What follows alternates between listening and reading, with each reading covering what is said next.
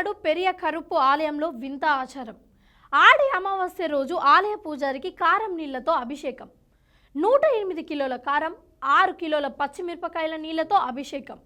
తమిళనాడులోని ధర్మపురి జిల్లాలో ఓ వింత ఆచారం కొనసాగుతుంది. అదేంటంటే పూజారికి కారం నీళ్లతో అభిషేకం చేయడం. అవును, మీరు విన్నది నిజమే. అక్కడి పెరియ కరప్పు ఆలయంలో ఈ ఆచారం ఉంది.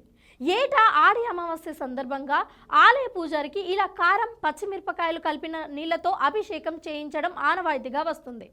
ఆడి అమావాస్య రావడంతో 108 కిలోల కారం, 6 కిలోల పచ్చిమిరపకాయలు కలిపిన నీళ్లతో పూజారి గోవిందుకు అభిషేకం చేశారు.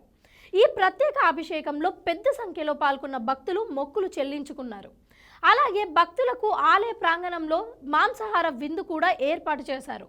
కారం నీళ్లతో అభిషేకం, అమ్మో వల్లంతా మంట పడుతుంది, ఆ పూజారి ఎలా భరిస్తున్నాడు అని మీ డౌట్ కదా.